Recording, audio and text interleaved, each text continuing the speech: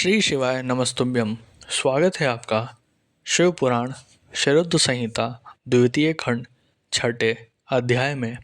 संध्या की तपस्या।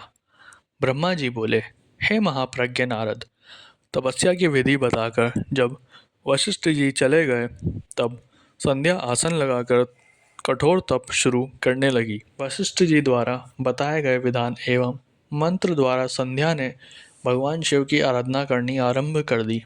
उसने अपना मन शिव भक्ति में लगा दिया और एकाग्र होकर तपस्या में मग्न हो गई। तपस्या करते करते 4 युग बीत गए। तब भगवान शिव प्रसन्न हुए और संध्या को अपने स्वरूप में दर्शन दिए। जिसका चिंतन संध्या द्वारा किया गया था, भगवान का मुख प्रसन्न था। उनके स्वरूप में शांति बरस रही थी। संध्या के मन में विचार आया कि मैं महादेव की स्तुति कैसे करूं। इसी सोच में संध्या के नेत्र बंद कर लिए। भगवान शिव ने संध्या के हृदय में प्रवेश कर उसे दिव्य ज्ञान दिया, साथ ही दिव्य वाणी और दिव्य दृष्टि भी प्रदान की। संध्या ने प्रसन्न मन से भगवान शिव की स्तुति की। संध्या बोली, हे निराकार परम ज्ञानी लोक सृष्टा भगवान शिव, मैं आपको नमस्कार करती हूँ, जो शांत, निर्मल, निर्विकार और ज्ञान के स्रोत हैं, जो प्रकाश को प्रकाशित करते हैं। उन भगवान शिव को मैं प्रणाम करती हूँ, जिनका रूप अद्वितीय, शुद्ध, माया रहित, प्रकाशमान, सच्चिदानंदमय, नित्यानंदमय, सत्य, ऐश्वर्य से युक्त तथा लक्ष्मी और सुख देने वाला है। उन परमपिता परमेश्वर को मेरा नमस्कार है, जो सत्य प्रधान, ध्यान योग्य, आत्मस्वरूप, सारभूत, सबको पार लगाने वाला तथा परम पवित्र है। उन प्रभु को मेरा प्रणाम है। भगवान शिव का स्वरूप शुद्ध, मनोहर, रत्नमय, आभूषणों से अलंकृत एवं कपूर के समान है। आपके हाथों में डमरू, रुद्राक्ष और त्रिशूल शोभा पाते हैं। आपके इस दिव्य, चिन्मय, सगुण, साकार रूप को मैं नमस्कार करती हूँ। आकाश, पृथ्वी, दिशाएं, जल, तेज और काल सभी आपके रूप हैं। हे प्रभु, आप ही ब्रह्म के रूप में जगत की सृष्टि, विष्णु रूप में संसार का पालन करते हैं। आप ही रुद्र रूप धरकर संहार करते हैं, जिनके चरणों में पृथ्वी तथा अन्य शरीर से सारी दिशाएं, सूर्य, चंद्रमा एवं अन्य देवता प्रकट हुए हैं, जिनकी नाभि से अंतरिक्ष का निर्माण हुआ है। वे ही सद्ब्रह्म तथा परब्रह्म हैं। आपसे ही सारे जगत की उत्पत्ति हुई है, जिनके स्वरूप और गुणों का वर्णन स्वयं ब्रह्मा विष्णु भी नहीं कर सकते।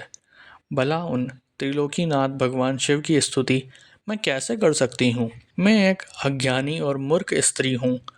मैं किस तरह आपको पूजूं कि आप मुझ पर प्रसन्न हो। हे प्रभु, मैं बारंबार आपको नमस्कार करती हूँ। ब्रह्मा जी बोले, नारद, संध्या द्वारा कहे गए वचनों से भगवान शिव बहुत प्रसन्न हुए।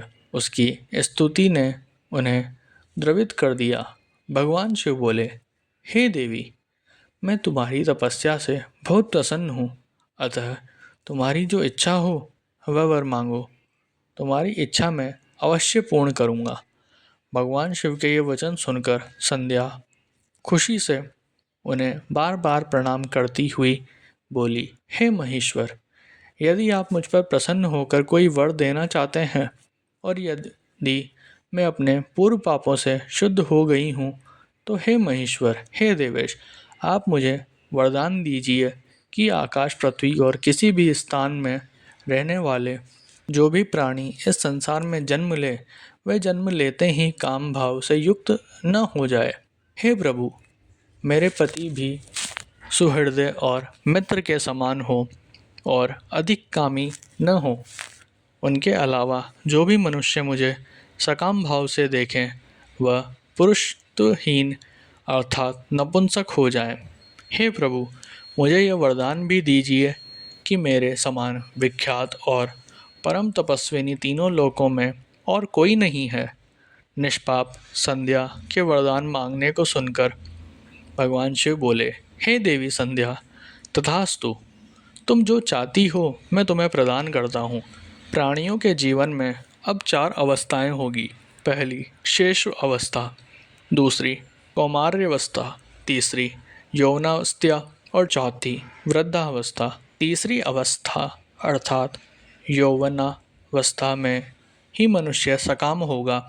कहीं कहीं दूसरी अवस्था के अंत में भी प्राणी सकाम हो सकता है।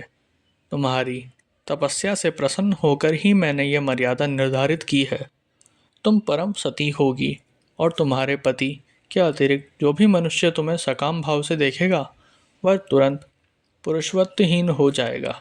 तुम्हारा पति महान तपस्वी होगा जो कि 7 कल्पों तक जीवित रहेगा। इस प्रकार मैंने तुम्हारे द्वारा मांगे गए दोनों वरदान तुम्हें प्रदान कर दिए।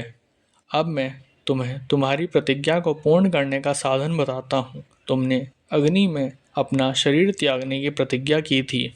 मुनिवर, मेघा तिथि का एक यज्ञ चल रहा है जो कि 12 वर्षों तक चलेगा। उसमें अग्नि बड़े जोरों से चल रही है। तुम उसी अग्नि में अपना शरीर त्याग दो। चंद्रभागा नदी के तट पर ही तपस्वियों का आश्रम है जहाँ महायज्ञ हो रहा है। तुम उसी अग्नि से प्रकट होकर मेघातिथि की पुत्री होगी। अपने मन में जिस पुरुष की इच्छा करके तुम शरीर त्यागोगी वही पुरुष तुम्हें पति रूप में प्राप्त होगा। संध्या, जब तुम इस पर्वत पर तपस्या कर रही थी तब त्रेता युग में प्रजापति दक्ष की बहुत सी कन्याएं हुई। उनमें से 27 कन्याओं का विवाह उन्होंने चंद्रमा से कर दिया। चंद्रमा उन सबको छोड़कर केवल रोहिणी से प्रेम करते थे। तब दक्ष ने क्रोधित होकर उन्हें शाप दे दिया। चंद्रमा को शाप से मुक्त कराने के लिए उन्होंने चंद्रभागा नदी की रचना की। उसी समय मेघातिथि यहाँ उपस्थित हुए थे। उनके समान कोई तपस्वी न है न होगा। उन्हीं का ज्योतिष्टोम नामक यज्ञ चल रहा है जिसमें अग्निदेव प्रज्वलित हैं। तुम उसी आग में अपना शरीर डालकर पवित्र हो जाओ और अपनी प्रतिज्ञा पूरी करो। इस प्रकार उपदेश देकर भगवान शिव वहाँ से अंतर्ध्यान हो गए।